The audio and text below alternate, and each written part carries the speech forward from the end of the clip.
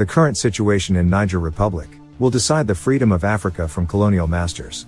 Not just the French colonies in Africa, but also the British colonies like Nigeria, which is the worst of all colonial scams of all time. I see Niger Republic as the great litmus test, one that will determine if African freedom from oppression will be or not to be. Fingers crossed with optimistic imaginations, as the greatest event of our lifetime as Africans is about to unfold in full force. I have mixed feelings, but not a single doubt that Africa will emerge from all these, a much stronger, wiser, better and freer continent. To those who have chosen to become willing tools in the hands of the architects of our generational bondage and oppression, I have this to say: think twice.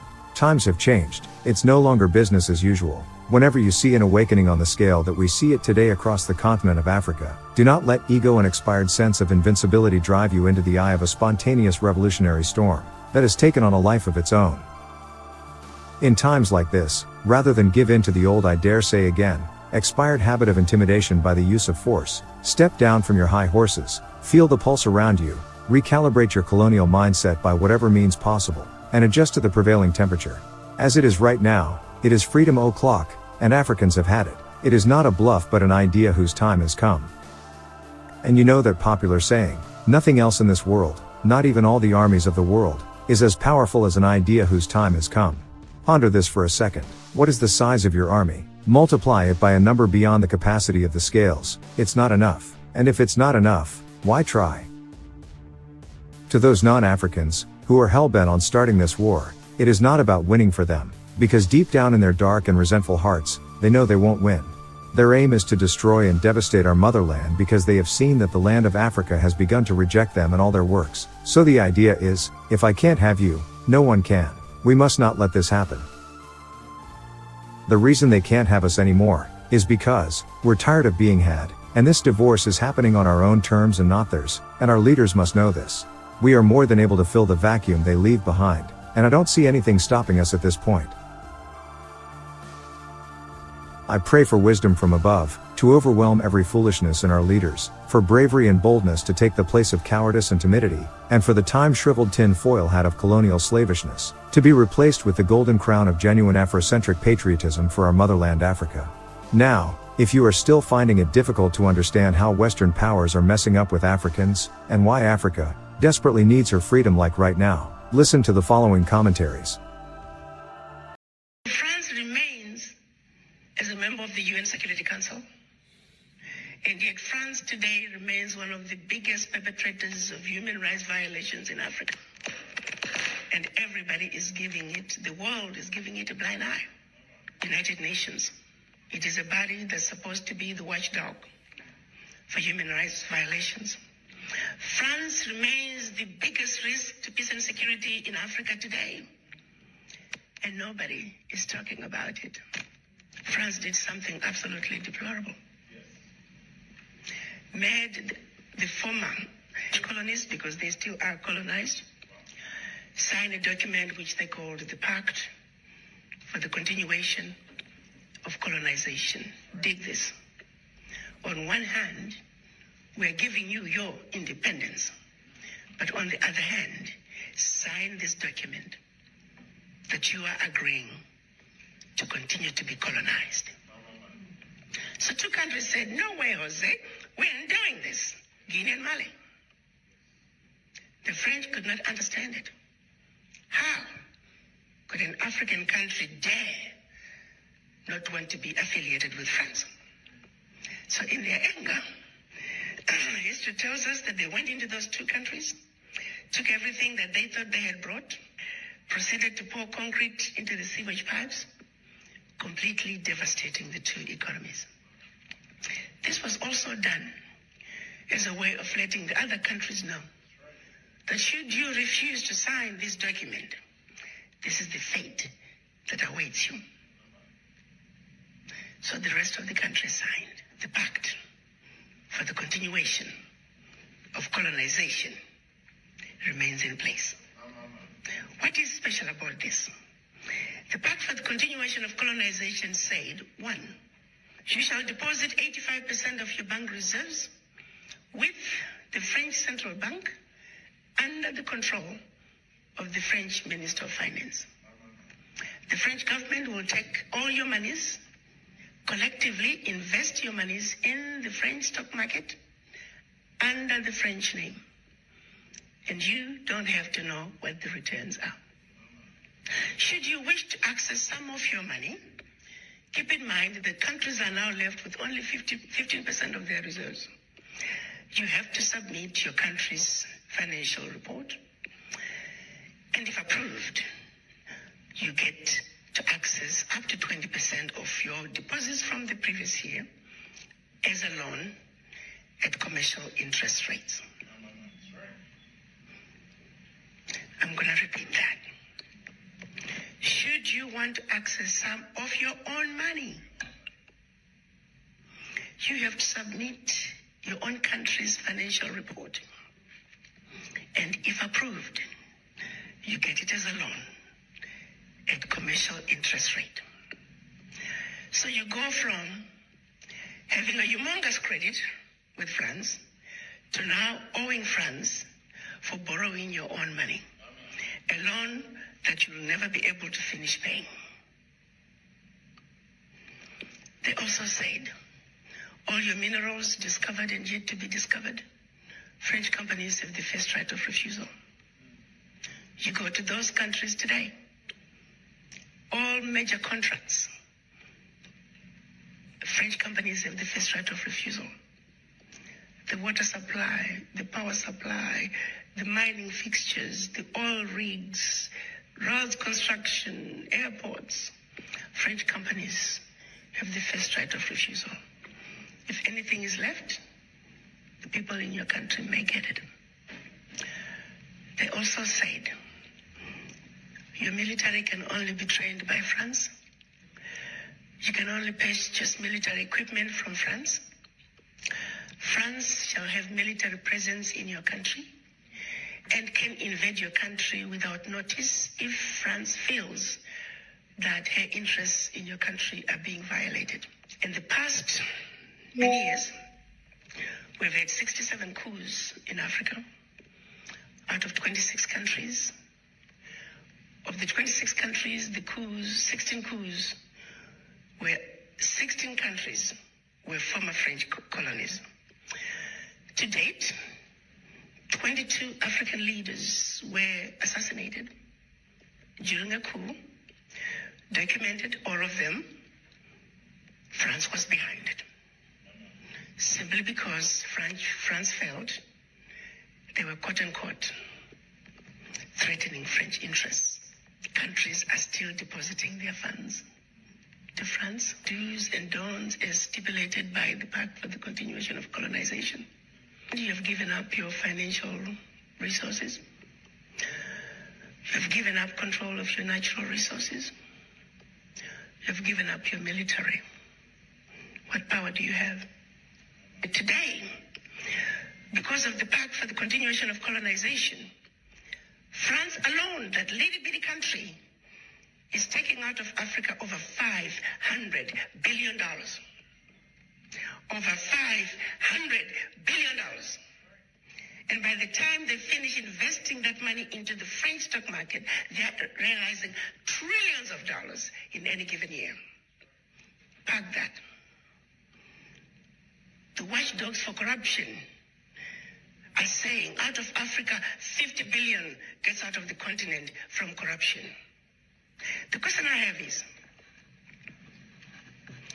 why has it been so difficult for us as Africans to say enough is enough? How long are we going to keep watching this carnage go on and we say nothing? It goes back to the mind. It goes back to that fear. It goes back to that sense of inferiority. And I go back to the diagnosis I made when I went to Washington. That until we black people understand that we are suffering from the legacy of colonization, that we are suffering from the legacy of slavery, that while we may have lost the shackles of in our legs and our hands, the shackles of the mind continue. Until we realize that we are a wounded people and we need healing. nothing about our circumstances is going to change. We are sick people. But to be sick, first you must realize and accept that you're sick. How do you go to the doctor if you don't think you're sick? We're not only in the doctor's waiting room on an outpatient basis. We're not even in the hospital in a general ward. As Black people, we are in the intensive care. And we need to realize that. The baby is now born. And her name is the African Continental Free Trade Area. You see, the children of Africa must realize that now we need diapers, we need formula. There are going to be sleepless nights. This baby's going to cry. This baby's going to throw tantrums. We need to be ready to take care of this baby. Africa is on the move. The question is, are the children of Africa ready to step up and take what is rightfully yours? You got to understand, around the globe, as Black people, the reason we are so disrespected is because we are poor. Most of us don't own anything. Singularly, while we were given our independence, the one thing that was denied from us is economic liberation. The African heads of state are saying African wealth belongs to the African children. The African Union defines African diaspora as all people of African descent living outside Africa. The colonizers have been building the Africa that they want. The game is up. You see, you don't go to China and find Black people driving the Chinese development agenda. You don't go to Europe. You don't go to Mexico, India, and find Black people driving those regions' development agenda. The reality is, you must not, cannot, should not, and golly, will not go to Africa and find non-Africans driving the African continental development agenda. Unless, of course, you, the children of Africa, the inheritors of Africa's wealth, choose to vacate that place that has your name. The choice is yours. The environment is ready. And so, I'm on a mission to see to it that we, people of African descent, truly understand our Africa.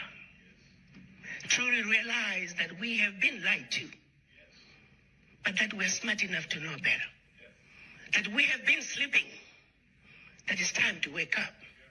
You see, a united African diaspora is a sleeping giant. It is the sleeping giant that is needed to bring the sustainable change that Africa desires. Bigger corruption in Africa is coming from outside. Try flying low over the DRC. You're going to see tarmacs in the middle of the jungle. You're going to see 747s flying into the DRC, picking up minerals and flying right outside the country. Do you think those multinationals are going to want to see peace in the DRC? Do you think they're going to want to see peace in South Sudan? No. A stable Africa is an Africa that cannot be exploited. So they will see to it that there will never be peace in Africa by any means necessary, unless you come to the table and do something about it. For a continent that doesn't have a single gun manufacturing company, we simply have endless supply of guns. How? How is this okay that Africa continues to be exploited?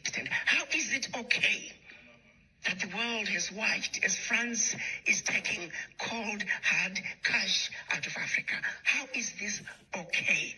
I want to know. United Nations, answer that. Secretary General Guterres, answer that. When you all meet every year in New York, what are you talking about? That is our reality. No more shall we continue to be ignorant. Our eyes are open. We know our Africa. We are going to reconnect with our roots. African Americans, you must understand there is a void that is deep in each and everyone's subconscious. It is a void that affects everything you do. First, you must understand you have that void. In this country, with the exception of the American Indians, everybody is a foreigner. And everybody has their roots outside the United States. And the rest of the races are connected to their roots, with the exception of the African Americans. You're too busy running away from your roots. You're busy denying who you are. Well, guess what? It is what it is. You are an African. And Africa is home. And the sooner you wake up and realize and accept that Africa is home, the sooner you are going to fill that void. For as long as that voice is in you, you're always going to be like a ship without an anchor. The wind blows this way, here you go. The wind blows the other way, here we go. Find your base. Go home. Africa is where you belong. And Africa is where your roots are. But as I began to make a diagnosis, I analyzed the situation, and my final assessment was that the ignorance that the world has about Africa is the disease that I must fight. So I set out to have a plan, and I began implementation. Because it is only when that disease is treated, it is only then and only then can we embark on a true healing path for Africa and her children. The African Continental Free Trade Area is creating an economy that's $3 trillion with a workforce intra-Africa of 1.27 billion. An environment that you can spread and grow your business like wildfire from one country to the other. The borders that have kept us from trading with each other as African countries are in the process of being melted as we speak. Thank you. We stand alongside you and we support your mission and your fight. Please accept this as a small token of our appreciation. Thank you. The whole of the African Union gave that committee a mandate to look for a solution for the Libyan problem. 6 of them, not one. If it was only 7, maybe you could say.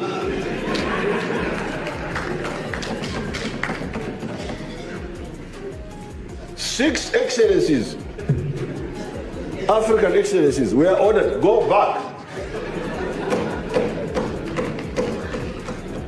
Over Africa. Now, these fellows didn't listen to us. They continued. They killed Gaddafi.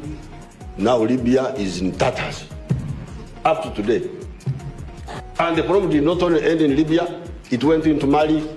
It has gone now into Chad. The whole area is in flames. Egypt, yes. So now you see where you are. You were weak. Because of your weakness, you are colonized. One thing that keeps me puzzled, despite having studied finance and economics at the world's best universities, the following question remains unanswered. Why is it that 5,000 units of our currency is worth 1 unit of your currency, where we are the ones with the actual gold reserves? It's quite evident that the aid is in fact not coming from the West to Africa, but from Africa to the Western world. The Western world depends on Africa in every possible way, since alternative resources are scarce out here. So how does the West ensure that the free aid keeps coming? By systematically destabilizing the wealthiest African nations and their systems, and all that backed by huge PR campaigns, leaving the entire world under the impression that Africa is poor and dying and merely surviving on the mercy of the West. Well done, Oxfam, UNICEF, Red Cross, Life Aid, and all the other organizations that continuously run multi-million-dollar advertisement campaigns depicting charity porn to sustain that image of Africa globally. Ad campaigns paid for by innocent people under the impression to help with their donations. While one hand gives under the flashing lights of cameras, the other takes in the shadows. We all know the dollar is worthless, while the euro is merely charged with German intellect and technology, and maybe some Italian pasta. How can one expect donations from nations that have so little? It's super sweet of you to come with your colored paper in exchange for our gold and diamonds. But instead, you should come empty-handed, filled with integrity and honor. We want to share with you our wealth and invite you to share with us. The perception is that a healthy and thriving Africa would not disperse its resources as freely and cheaply, which is logical. Of course, it would instead sell its resources at world market prices, which in turn would destabilize and weaken Western economies, established on the post-colonial free meal system. Last year, the IMF reports that 6 out of 10 of the world's fastest growing economies are in Africa, measured by their GDP growth. The French Treasury, for example, is receiving about $500 billion year in, year out. Foreign exchange reserves from African countries based on colonial debt they forced them to pay. Former French President Jacques Chirac stated in an interview recently that we have to be honest and acknowledge that a big part of the money in our banks comes precisely from the exploitation of the African continent. In 2008, he stated that without Africa, France will slide down in the rank of a third world power. This is what happens in the human world, the world we have created. Have you ever wondered how things work in nature? One would assume that in evolution the fittest survives. However, in nature, any species that is overhunting, overexploiting the resources they depend on as nourishment, natural selection would sooner or later take the predator out because it offsets the balance. Your problem is that you are saying you don't want colonialism, but you embrace the borders that were brought by colonialism here. Amen. There were no borders here. They don't have borders in Europe. But when it comes to us, they say, no, you must have borders. Why? The division of Africa is what makes them thrive. They thrive on the division of the African continent. Can you imagine the minerals of DRC combined with the minerals of South Africa and with a new currency based on the minerals? What we can do to the dollar if we become a United States of Africa with our minerals alone? We can collapse the dollar. We can collapse the strong pound that is based on gold, yet they don't have a gold mine. So why do you allow such things?